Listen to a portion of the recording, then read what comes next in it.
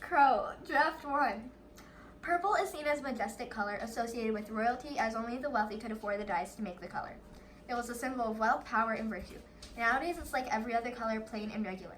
It also happens to be the choice color for a villain who goes by the name of Crow. Now, villain might be too harsh of a word. Being a villain means that there must be a hero to the story. Being a villain means that he will be caught in the end. There's no hero here. If there was a hero, he would have been stopped by now. This night marks the 10-year anniversary of a change in values. You see, he wasn't always like this, a criminal. Exactly 10 years ago, he was the day his life ended and a new one began. He was exactly 10 years old, 6 months and 4 days when he got home from school that fateful September day. It was a Tuesday evening. The first day of school had just ended, and little Mason Luther had gotten off the bus. He ran from the bus stop all the way to his house, his feet pounding into the dirt, kicking up dust. He had finally made it to the small, cozy 2-bedroom trailer his parents owned. They weren't very rich. His dad being a janitor, his mom was a nurse. That said, they were a very happy family. As Mason climbed the stairs, he felt something was off, but thought nothing of it. Maybe he should have. Opening the screen door, he walked inside and took off his shoes. "Mom, Dad, I'm home." "Mom, Dad, I'm home," he called out. He didn't hear anything, so he thought they weren't home yet. He headed to the small kitchen to find himself an afternoon snack. As he was about to open the fridge door, he saw his mom's car keys on the counter. Why her car keys here if she's at work? Weird. Shrugging it off, he headed towards his room. It was then that he heard a shout, followed by a bang from his parents' room. It sounded like something dropped, maybe. Curious, he headed towards the room as quiet as possible. He opened the door and gaped at what stood before him.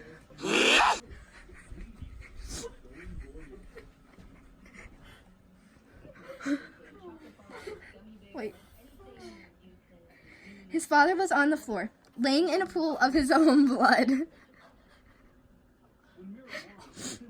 His hazelnut eyes looked blank and lifeless, staring ahead into nothing. Wait. It was then that he saw a masked man standing above him, holding a gun above his father. Looking by the man, he saw his mom tied to a chair, tears streaming down her face.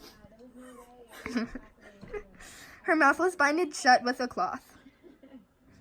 There was another masked man standing behind her with a gun. Before Mason could run away,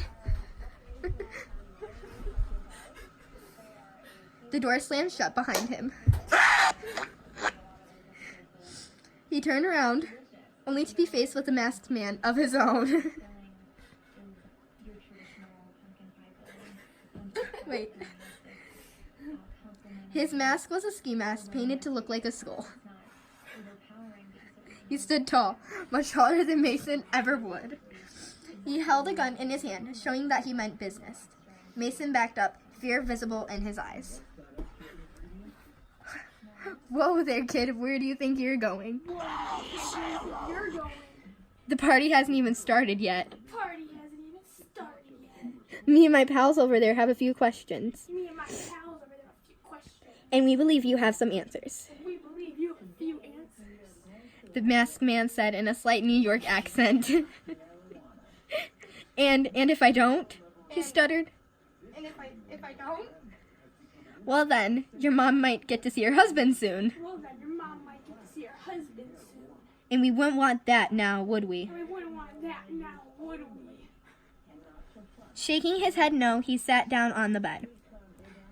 What's going on? Is my dad going to be all right? What about my mom? What do these guys want?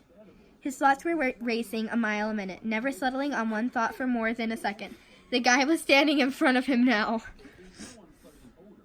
So, kid, what do your parents do for work? So, kid, what do your parents do for work? Struggling to find his voice, he replied, Mom's a nurse for Stillwater Clinics, Mom's a nurse for Stillwater Clinics. and my dad's a janitor at the school.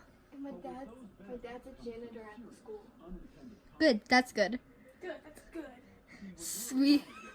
So where do your parents keep their cash? So, where do parents keep their cash? I'm sure you will tell us. I'm sure you'll tell us. Unless you want something to happen to Mommy Dearest. Unless what's going to happen to our old mommy dearest. He slowly said with a threatening undertone. I don't know. We don't usually have money, Mason said in a small voice. I don't know. We usually don't have money. Baloney! I know you have money. Where is it? I know you have money. Where is it? The man boomed loudly, shaking Mason to his core. Fine, if you won't tell us where the money is, then I guess you won't be needing this anymore. Fine, if you won't tell us where the money is, then I guess you won't be needing this anymore. The man signaled to the two other men by his mom. They slowly brought up their guns and aimed, waiting for the signal. His mother started shaking violently, tears coming out faster than before. She closed her eyes, and the shot fired. The sound of the shot was the loudest thing that Mason ever heard. Wait.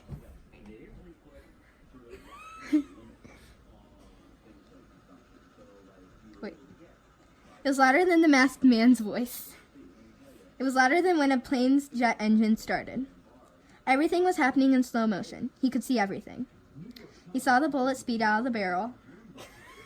He saw the bullet pierce through the head of his mom. And he saw the light slowly leave her eyes. He screamed. He screamed like he had never screamed before. He ran to his mother's side and clutched her body close to his.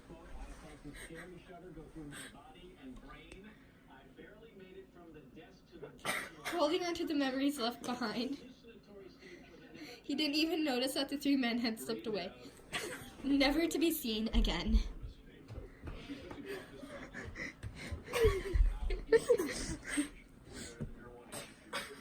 He stayed there on the floor, crying senselessly for what seemed like hours.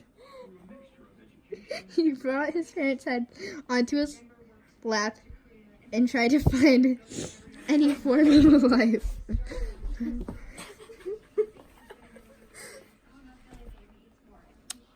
He looked into their eyes and found nothing.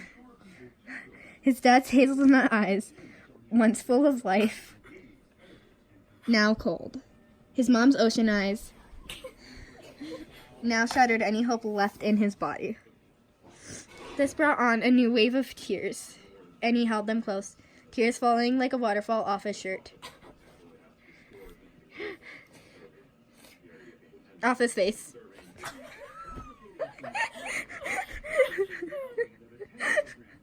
The gun wounds were leaving bloodstains on his Star Wars t-shirt and jeans. His hands covered in blood. It was dark by the time he had called the police. They took about 10 minutes to get to the trailer park. Mason was sitting on the floor by his parents when they burst in through the door. There were 5 policemen in total. Mason looked up at them, eyes conveying no emotion.